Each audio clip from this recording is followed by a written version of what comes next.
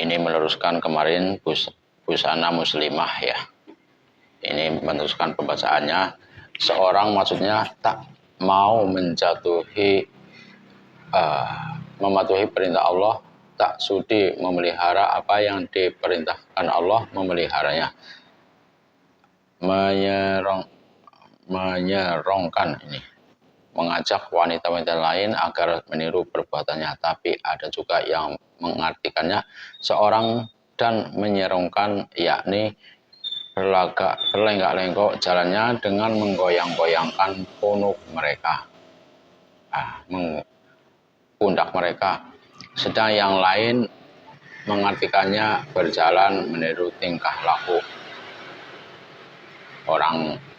pelacur ini di sini. Kepada mereka seperti punuk-punuk unta, maksudnya mereka atur kepala mereka sedemikian rupa dengan kerudung, ikat kepala atau lainnya yang menarik hingga orang tertawa melihatnya.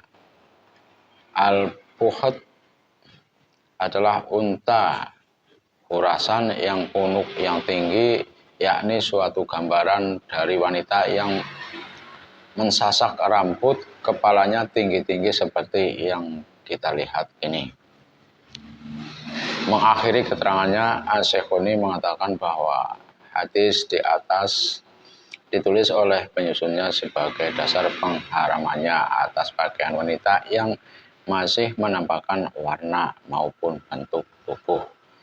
Hal mana yang merupakan salah satu tafsir dari ayat tersebut di atas, dan pemberitahuan bahwa siapapun yang melakukan perbuatan seperti itu adalah termasuk penghuni neraka kelak, bahkan mencium bau surga saja tidak, padahal keharumannya surga itu sudah dapat dirasakan dari jarak perjalanan 500 tahun, adalah suatu ancaman berat, menunjukkan betapa tingkat haraman dari apa yang terkandung dalam hadis, yaitu sifat-sifat dua golongan yang tak perlu kita tiru.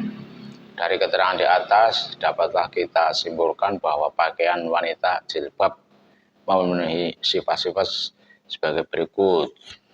1. Menutupi seluruh badan selain yang sudah dikecualikan, yakni wajah dan dua telapak tangan. 2. Tidak ketat sehingga masih menampakkan bentuk tubuh yang ditutupinya. 3. Tidak tipis, temaram sehingga warna kulit masih bisa dilihat. 4. Tidak menyerupai pakaian laki-laki.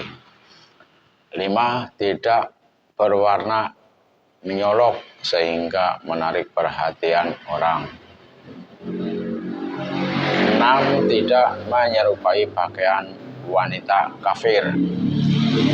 Kalau pakaian wanita kafir itu tentunya yang lekton ya segini, itu wanita kafir.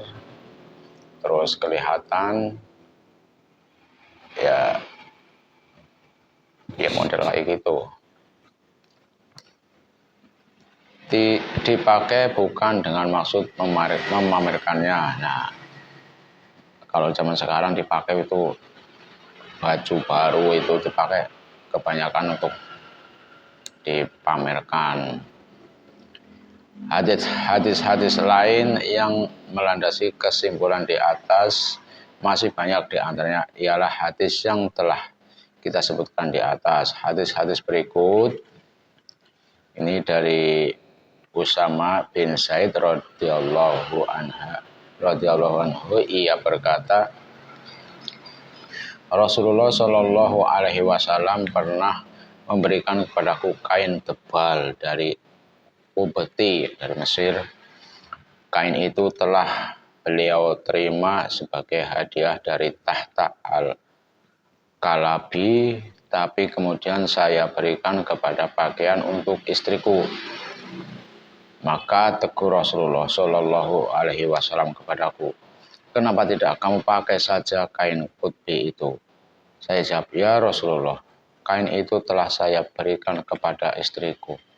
Maka sabda Rasulullah, suruhlah dia mengenakan pula baju rangkapan di bawah kain kutbi itu, karena aku benar-benar khawatir kain itu akan menampakkan besamnya tulang-tulang lekuk-lekuk tubuh istrimu. Hadis riwayat Ahmad. Hadis di atas menunjukkan bahwa wanita wajib memakai pakaian yang tidak menampakkan bentuk tubuhnya, dan bahwa hal ini adalah merupakan salah satu syarat menutup aurat.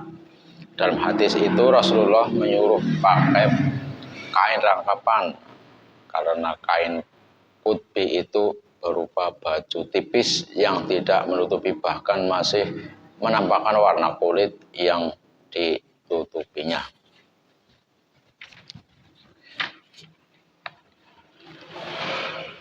Ini hadis riwayat Ahmad dan Abu Dawud.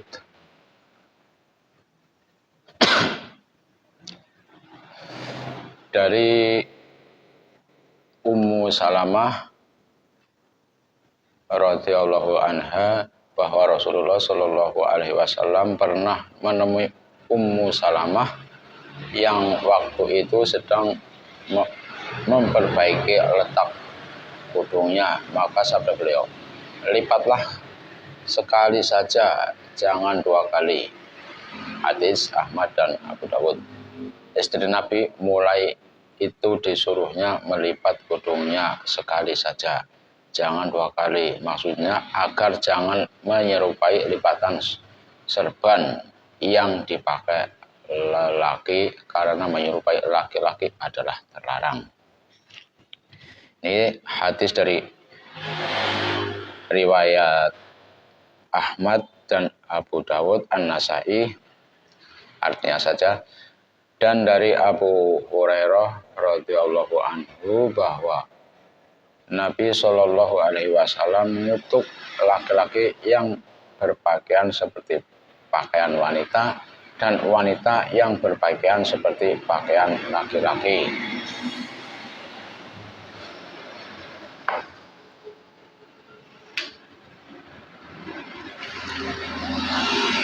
Dan dari hadis lagi ini dari Wa'ani bin Abbas radhiyallahu anhu qala la'ana Rasulullah sallallahu alaihi wasallam al-mutasyabihati minan nisa'i birrijali wal mutasyabbihina minar rijali bin nisa'i. Dan dari Ibnu Abbas radhiyallahu anhu berkata, Rasulullah Shallallahu alaihi wasallam mengutuk wanita yang menyerupai laki-laki dan laki-laki menyerupai wanita. Ini hadis lagi panjang dari Abdullah bin Amr bin As bahwa dia pernah melihat seorang wanita menyandang sebuah busur panah sambil berjalan seperti orang laki-laki. Maka Abdullah bertanya, siapakah perempuan ini? Seseorang menjawab, ini Ummu Sa'id binti Abu Jahal. Maka berkatalah Abdullah, pernah aku mendengar Rasulullah Shallallahu alaihi wasallam bersabda, bukankah dari golongan kami wanita yang menyerupai lelaki? Dari hadis-hadis di atas jelas sekali bagi kita bahwa laki-laki menyerupai wanita dan wanita menyerupai laki-laki adalah haram, karena tak mungkin dikutuk jika itu tidak haram. Dan inilah mazhab atau pendapat ulama kebanyakan jumhur. Demikian pula Abu Dawud telah mengeluarkan hadis yang diriwayatkan oleh Abu Hurairah radhiyallahu anhu yang artinya pernah dihadapkan kepada Rasulullah Shallallahu alaihi wasallam seorang banci, kedua tangan dan kakinya berulas inai Maka bertanyalah Rasulullah SAW, kenapa ini? Para sahabat menjawab, ia meniru orang-orang perempuan. Laki-laki pensi itu kemudian disuruh asingkan ke Baqi. Dan seseorang bertanya, ya Rasulullah, kenapa tidak Tuhan bunuh saja? Jawab Rasul, sesungguhnya aku dilarang membunuh orang-orang yang melakukan salat.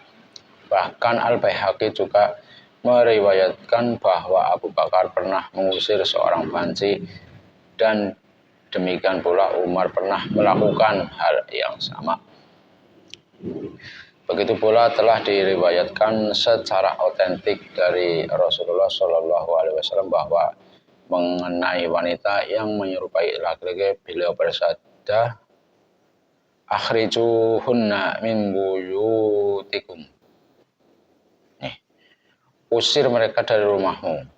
Hadis Bukhari dan Muslim.